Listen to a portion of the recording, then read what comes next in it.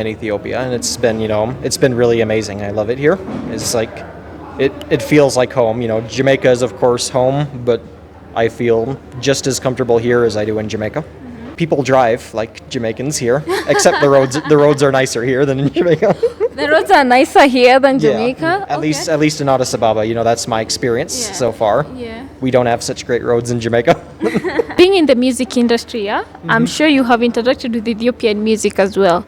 What do you have to say about their music industry? There's a lot of potential for Ethiopian music because it's different compared. It's not like what you're hearing in Jamaica or America or Europe. It's really unique. It's uniquely Ethiopian that I think people love about that. Yeah.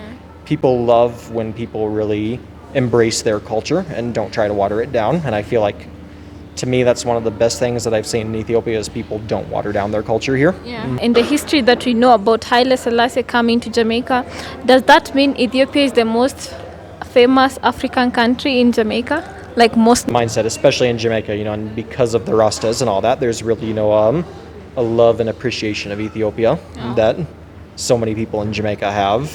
That I've never introduced Ethiopian food to somebody who didn't like it. Do you identify mostly as a Jamaican or as American? I feel like at this point I identify more as a Jamaican. People calling you Farenti? Not as much on this trip. I had before the one that I got. The one that I got last trip, which was confusing to me, was people calling me China. Because I'm like, I don't think I look Chinese. Hi guys, welcome back to my channel. My name is Damaris Jenga and welcome to another episode of Buna with Desta. But apparently today we have no Buna. I'll tell you why. Stick around, enjoy watching, and let's get into the video. Welcome. Thank you. It's my pleasure having you, and I would love at least you introduce yourself for people to get to know you, like your name and where you're from. And my name is James Lord. Came here from Jamaica, but I'm originally from the States, so citizen of the world, but citizen of Jamaica and the U.S. first and foremost. I'm a music distributor. I work with a company called Zodiac Worldwide, distributing the best of music again from all over the world to all the major sources: iTunes, Amazon, Spotify, YouTube. And that's what I do. Wow, interesting. This is amazing. I have like many questions popping up in my head, so I'm not sure which is the right one to start with. But let's start with why did you move? Or you were born in the US, right? And for how long did you stay there? And what influenced you to move to Jamaica? Yeah, so I was born in the U.S., grew up in California, and I used to travel and work with a lot of different reggae artists in the States, like Junior Reid, Sugar Minot, Warrior King, Don Carlos, those kind of artists. So I had a love and affinity for Jamaican music, and when the end of high school came along, I got an opportunity to do an internship at a little studio in Negril, which is on the west part of Jamaica. Yeah. So I decided, okay, instead of trying to hustle up a lot of money to put myself through university and be in tons of student debt, take this opportunity, see how it works out. And basically what was supposed to be 4 to 6 months has wound up being almost 16 years. Oh, okay. So you would say it's work that made you stay, or what else influenced your stay? Was, the work, but the work kind of blended in because it's a very cultural work. Maybe if I was doing a corporate job or something like that, I probably would have left. But being involved in the music business and the day-to-day runnings and culture, and because I was so young when I moved there too, most of my social life really wound up, becoming in Jamaica, friends, family, all that kind of stuff. So it really it was natural to stick around. Wow, amazing. That's interesting. There's something I've been dying to ask you all this time that I've not even asked you this time we've been together. You're a Muslim from Jamaica, right? How has that been? That's been interesting. I became a Muslim in Jamaica, which is a whole story in and by itself. But it's amazing because it's, Muslims are definitely a minority in Jamaica, but it's a very culturally accepting kind of place. I will say that, for as many issues as Jamaica has, people are generally respectful of other people's beliefs, and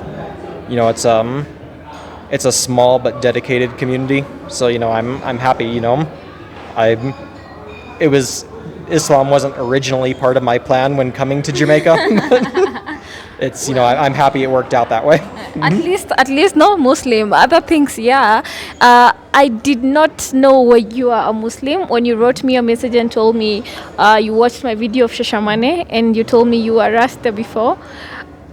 After you told me you changed, you converted, the last thing that was in my head was like you're Muslim. Also because I've not had many Muslims from Jamaica.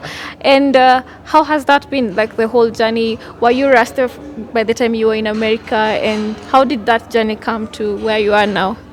Yes, I mean, I came to Jamaica as a Rasta. I used to have long dreadlocks, and I later on I can show you some of the pictures, and I'm sure you can get a laugh at my expense of young me. But it's just over time and learning, and dealing with different people from different places. Because again, even though the community is not huge in Jamaica, you have a lot of international visitors coming through, and certain people that I worked with, from my days in California. Yeah. So that's kind of what spurred my interest in Islam, and then finding the mosque in Negril was where I was at the time.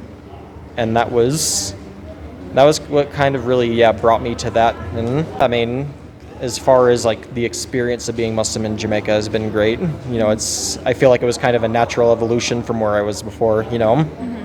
Again, I have a lot of Rasta friends, which was even why I had seen your video about Shashamane, and I have a great respect for the Rastas that are friends and family and all that. So I really I love sincerity, but just based on certain certain doctrinal things kind of made me feel that for me Islam made more sense for me. Yeah, I guess it has to be an aspect of whatever works for a person and whatever truth you have found for you. So actually religion is one of the areas that I tend to not fully converse on. Yeah, so let's get to, you came to Ethiopia for work. This is your how many time here, and how has that been? This has been my second time in Ethiopia, and it's been it's been really amazing. I love it here. It's like it feels like home. Jamaica is of course home, but I feel just as comfortable here as I do in Jamaica. How different is it though from here in Jamaica? In some ways it's very similar, and in some ways it's very different. Okay, like what? I guess the ways it's similar, people drive like Jamaicans here, except the roads are nicer here than in Jamaica. The roads are nicer here than Jamaica? At least in Addis Ababa, that's my experience so far. Yeah. We don't have such great roads in Jamaica. Let me see what else, the kind of the sometimes laid back attitude is kind of similar, people aren't necessarily always, oh, you have to be right at this spot right at 3 o'clock. So timeliness, which can be a good thing and a bad thing, but people aren't so high strung, which I think is good about both places. Some of the differences, it's colder here. I'm used to hot weather. Okay, it's colder here, yeah. So I know a taxi driver was laughing at me the other day when I first came in, because I had mentioned in our conversation, when he had asked where I was from and all that, and I mentioned that here was cold, and I think I had my hoodie on at the time too. And he was laughing at me because he was saying that it was a hot day. Was it during the day? Yeah. Oh, okay. It was about maybe like 3 o'clock in the afternoon. Okay, yeah. And I was there thinking, like, if it was this kind of weather in Jamaica, that would be considered a cold front. Wow, I can only imagine, because at around 3 it's still very hot. Yeah. I feel like culturally, people are a little more calm here. Jamaica's a very hyper kind of place, for lack of a better term. There's always a lot of noise and a lot of action. Here there's a lot of noise and action, but I think people, like in dealing directly with people, I think people tend to be a little bit more calm here, which I'm kind of a calm guy myself, so I think that fits me well. I agree on the calmness, and it doesn't mean that it's less of them, it's just that their calmness, they're able to do their things in that calm situation and stuff like this. I appreciate that. So how different was Ethiopia from the first time you came and this second time that you're here? It's been pretty similar. I'm longer trip this time, so I've gotten to experience a little bit more because my first time was only about a week. Oh, okay. But it's been nice both times. I've loved it. I know last time I came right around a couple of major holidays, so a lot of things wound up being closed and roads closed. So because of those two holidays, it really things were a little more calm that time, just in terms of or not calm because there were a lot of activities going on in the street, and of course the big mezcal celebration. Yeah, yeah. But in general, like during the holidays it was just kind of calm, and it was towards the end of rainy season, so I don't think it's rained yet since I've been Not here. yet, yeah. Whereas at that time we were getting at least a little rain every day. Was it greener? Yeah, it was a little bit greener that time, but it's been nice still, weather-wise, and I can't complain. Yeah. Now, being in the music industry, yeah, I'm sure you have interacted with Ethiopian music as well. What do you have to say about their music industry? I mean, I love the music here. It's really that's a big part of why I came here, was the music, and I feel like there's a lot of potential for the music business here. Especially as the digital realm grows. From my aspect of the business, when people really embrace digital music internationally, there's a lot of potential for Ethiopian music, because it's something that my experience, even when I play a lot of the Ethiopian music for people back home, even though they're not understanding any of the language, there's a certain feeling about it and the way it's played, the musicianship, that really attracts people. And it's so different compared, it's not like what you're hearing in Jamaica or America or Europe. It's really unique. It's uniquely Ethiopian that I think people love about that. Yeah. People love when people really embrace their culture and don't try to water it down. And I feel like, to me, that's one of the best things that I've seen in Ethiopia, is people don't water down their culture here. Yeah, I Whether agree. it's in their music, how they dress, how they talk, the food they eat. There's people really hold on to the culture, which I think is a strong point. Talking about food, have you adjusted to the food? I love Ethiopian food, and I mean, okay. where I grew up originally in California, the Bay Area, there's Oakland, Berkeley, those places. There's tons of Ethiopian restaurants, and so I was already familiar with it growing up. We don't really have any Ethiopian food in Jamaica, except there's one person who usually about once a month has an Ethiopian night in Kingston, a place called Cafe Africa. Okay. Stephen Goling, big up yourself. Oh, okay. But so it's nice to come here and really be able to indulge in that, because it's not something that I regularly get at home. Yeah. So what about Eskista? Have you danced? I can't dance. I have two left feet. You can try. It's not that hard. One of these days, somebody's going to force me to try, I'm sure. But Really? You've not found someone to force you to try? Wow, that could be going down tonight, guys. Well, remember too, last time I was here, there weren't really a lot of events and stuff because of the different holidays going on. So Yeah. so it wasn't like there was like nightly concerts and that kind of thing. Yeah. And I'm more the kind of guy that likes to relax and stay at home than party and all that. So Yeah. But you should at least once go and watch their dances. Have you gone? I've seen the dancing and all that, and some of the restaurants I've even had had the traditional cultural dancing. Yeah. I enjoy it. It's just I have no ability to dance whatsoever. No, he did not have someone to push him to go dance. That's the difference, yeah. You have to go with an enabler like me. I'll just pump you and tell you, you got it, you can do it. Wow, amazing. So what is something you can say that Ethiopians, or maybe Africa as a general, can learn from Jamaicans, or some areas in Jamaica? What could they learn from Jamaica? That's a good question. I mean, I think one thing that a lot of people maybe here don't know the fullness of is just how much people, especially in places like Jamaica, really love the culture of Ethiopia specifically, and Africa in general.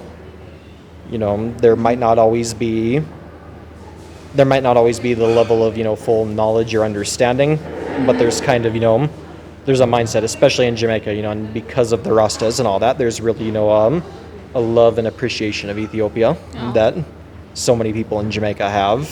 That I think it's something. I don't know if it's necessarily something to learn, but I think that it's something that people here might really be surprised just to see the level. Same way like how when Jamaicans travel abroad, you get to really realize just how many people even here, when I tell people I'm from Jamaica, the first two names that always pop up are Bob Marley and Usain Bolt. And I think sometimes, people you always get comfortable where you live, and sometimes you don't feel just how important your culture wherever you're from is.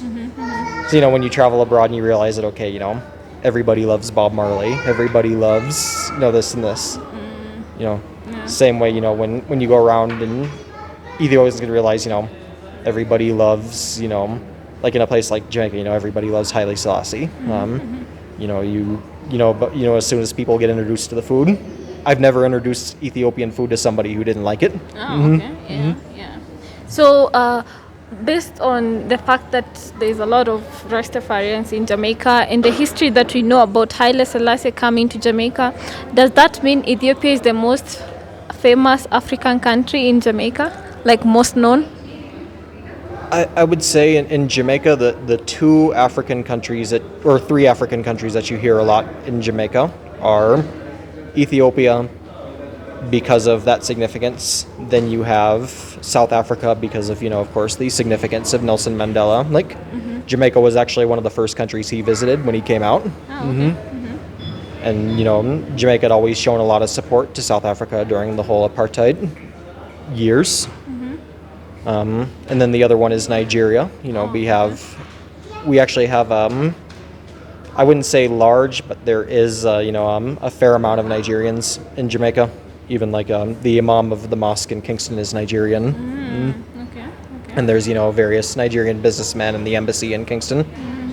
So those three countries, and of course, with Nigeria too, a lot of it has to do because, the Afrobeats is popular. And Oh, okay. Interesting. Oh, to be honest, Kenyans love Jamaican music a lot. I know by now you have an idea that Kenyans play a big role in the Jamaican industry.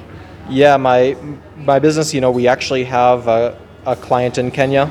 So, we're getting a lot of Kenyan music as well. I haven't made that trip, but, that's hopefully soon. Because I'm very excited about seeing Kenya, some of my artist friends, that kind of thing, who have gone to Kenya back in Jamaica, they always tell me they love it. I was just talking to one the other day because my neighbor was telling me about how he had seen this particular artist and how, she needs to come back to Kenya. It's been too long. So I had to get on WhatsApp and tell her, hey, they're asking for you. They're like, oh, I can't wait to come back to Kenya. Interesting. So this episode is called Buna with Desta. Buna means coffee and Desta means happiness. And I love asking people about, would you say you're happy according to your definition of what happiness could mean? I think so. Life always has, its little frustrations and downs, but, first of all, every day above ground is a good day.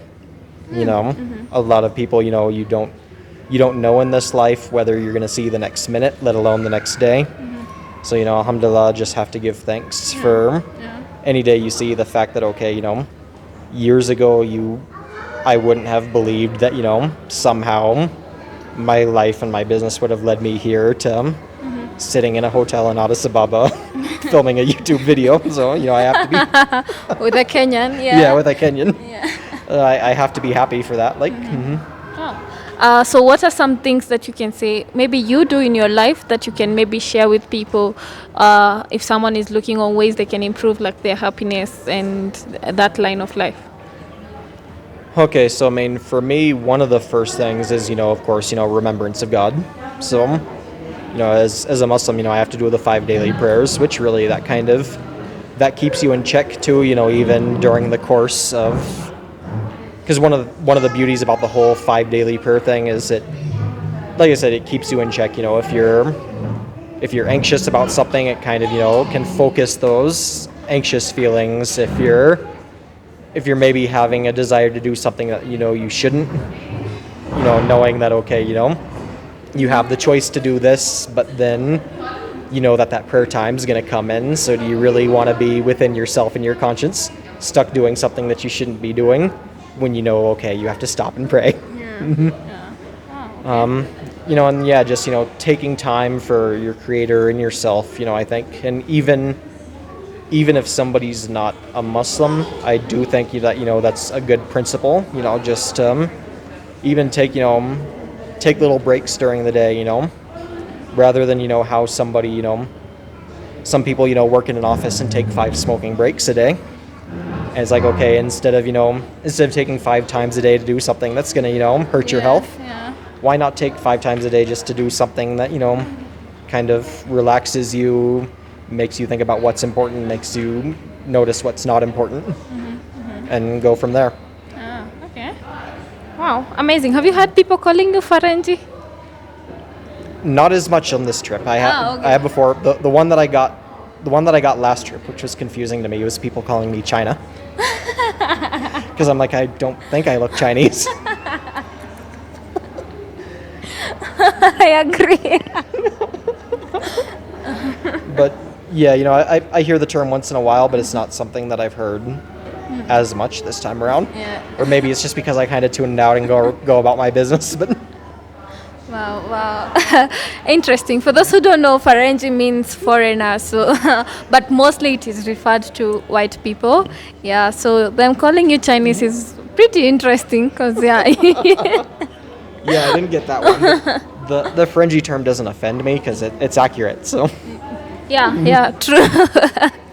Wow. I can't say I can't say it's something that would offend me or hurt my feelings in any way. Yeah. And I get it because I'm not an everyday sight, I guess.